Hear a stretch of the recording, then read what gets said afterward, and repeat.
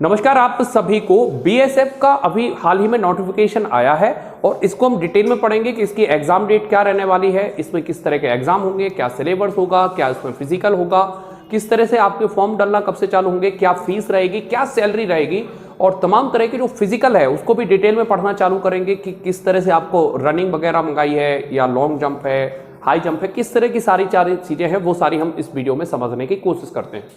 तो बीएसएफ जो होता है बॉर्डर सिक्योरिटी फोर्स, सीमा सुरक्षा बल होता है और ये जो काम करता है आपको पता है, शब्द से ही पता चल रहा है, ये सीमाओं पर काम करता है।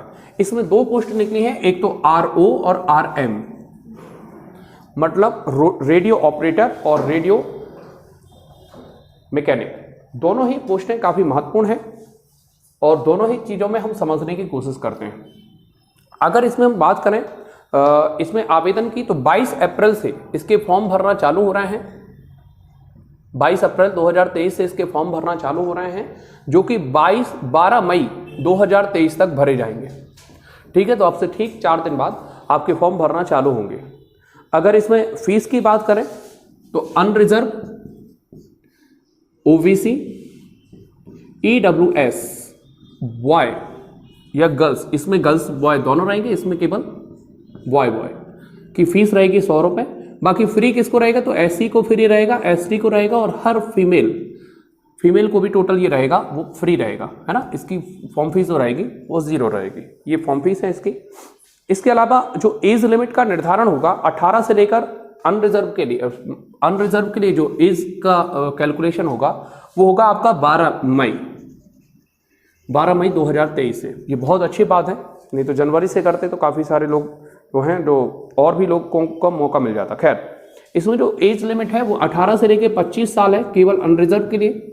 इसमें ओबीसी के लिए जो एज लिमिट रहेगी वो रहेगी 18 से लेकर 28 साल और एससी एसटी के लिए इसमें जो एज लिमिट रहेगी वो रहेगी 18 से लेकर 30 साल। ठीक है, ये एज लिमिट रहेगी इसमें। अगर एजुकेशन क्वालिफिकेशन देखें तो इसमें एजुकेशन क्वालिफिकेशन जो रहेगा वो 12th से, या तो आप पीसीएम हो, 2 education qualification, physics chemistry maths 2 qualification है इसमें, या तो 12th से आप पीसीएम हो। अगर ये नहीं है तो आप 10th के साथ आईटीआई किए हो, आईटीआई, ये 2 लोग इसमें फॉर्म भर सकते हैं।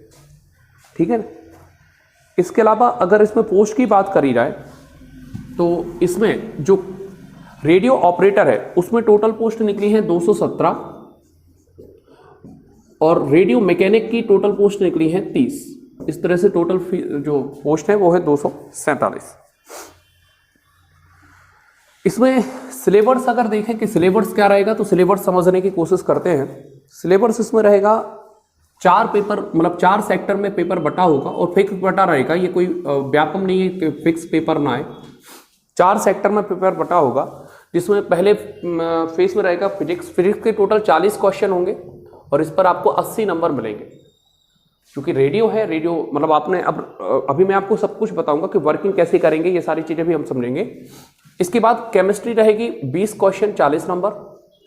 फिजिक्स केमिस्ट्री के बाद मैथ्स रहेगी 20 क्वेश्चन 40 नंबर और इंग्लिश और जीके ये रहेंगे 20 क्वेश्चन, मतलब 10-10 रहेंगे, 20 क्वेश्चन 40 नंबर। टोटल क्वेश्चनों की संख्या हो जाएगी 100 और टोटल नंबर हो जाएंगे 200, जिस पर 1/4 माइनस मार्किंग भी रहेगी, मतलब एक गलत क्वेश्चन करने पर सही क्वेश्चन का आधा नंबर कट जाएगा, ये माइनस मार्किंग भी रहेगी। अब आप ये समझने की कोशिश करो कि बीएसएफ जो है कितनी, अभी आप समझते जाना जरा, कितनी सारी चीजें से अभी आपको लेकर गुजरना पड़ेगा। पेपर आप तीन स्थितियों में होगा। पहली कंडीशन में आपको रिटर्न देना है, दूसरी कंडीशन में आपको फिजिकल देना है, फिजिकल की भी हम जानकारी देंगे, रिटर्न की मैं आपको जानकारी दे चुका हूँ। तीसरी कंडीशन में आपका मेडिकल होगा। ठीक है, तो समझते हैं जरा। अब इसमें जो क्वालिफाइड होंगे, क्वालिफिकेशन जो क्वालिफाइड है उसके लिए कम से कम 38%, तो जनरल, ठीक है, जनरल, ओबीसी और ईडब्ल्यूएस को कुल पेपर का 38% चाहिए होगा, ईडब्ल्यूएस।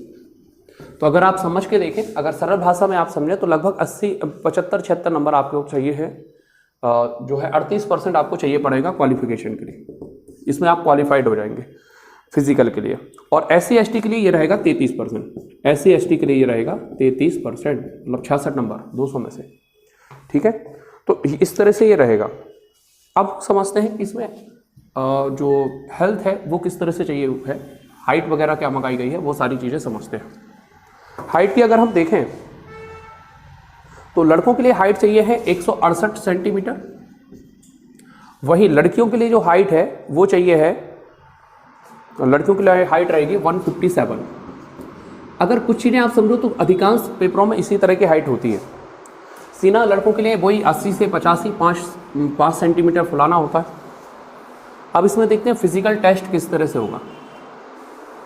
फिजिकल टेस्ट अगर हम देखें तो इसमें सबसे पहले आपकी दौड़ है, तो बॉय के लिए जो दौड़ रहेगी वो रहेगी 1600 मीटर की, और इसे आपको पूरा करना होगा 6.5 मिनट में।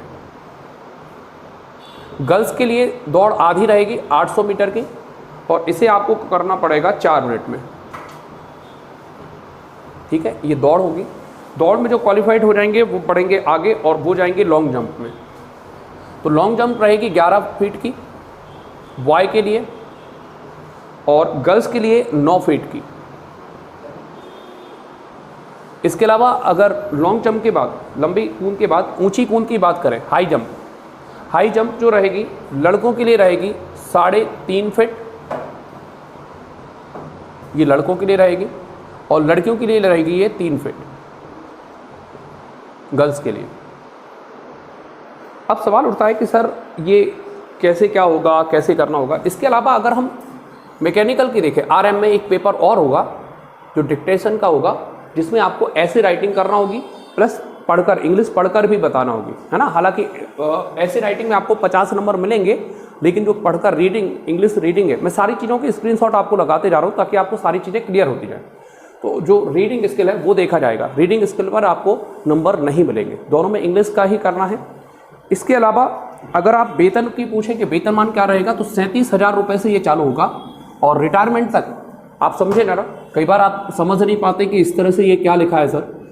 इसमें आपका सब कुछ शामिल है, कट पिट कर नहीं बता रहा हूँ। रिटायरमेंट तक आपकी जो सैलरी रहेगी वो रहेगी 93,000, ठीक है। ये सैलरी स्किल कहलाता है, और स्केल कहलाता है, माफ कीजिए। और इसमें ये क्या रहता है, सब कुछ जुड़ा हुआ होता है ना, TA DA वगैरह सारे कुछ जुड़ा रहेगा। ये रहता है, ये जो लिखा रहता है ये आपका रिटायरमेंट के समय तक का रहता है, और ये आपकी ज्वाइनिंग के समय रहता है, ठीक है। और पे स्केल अलग होते हैं, 2400 2300 वो अलग चीज़ होते हैं, वो कभी एक आध दिन और समझा देंगे। खैर, इसमें अगर आप देखें कि काम क्या करना पड़ेगा भाई साहब, तो जो रेडियो ऑपरेटर होंगे, आपने देखा वो युद्ध के समय जो डेल्टा टू अल्फा और जो बैग टांगे रहते हैं, वो जो फोन से कम्युनिकेट कराते हैं, उनका काम रहेगा। आप कहोगे सर युद्ध नहीं होता, तो वो कंट्रोल रूम में रहेंगे। और रेडियो मैकेनिक आप समझेंगे कि अगर उसमें कुछ खराबी आती है तो रेडियो मैकेनिक ही चेक करेगा, उनको ट्रेनिंग दी जाएगी, और फिर उनको वो रेडियो जो वायरलेस होते हैं उनको सुधारने का काम करना होगा। उम्मीद है सारी चीज़ें आप समझ गए होंगे।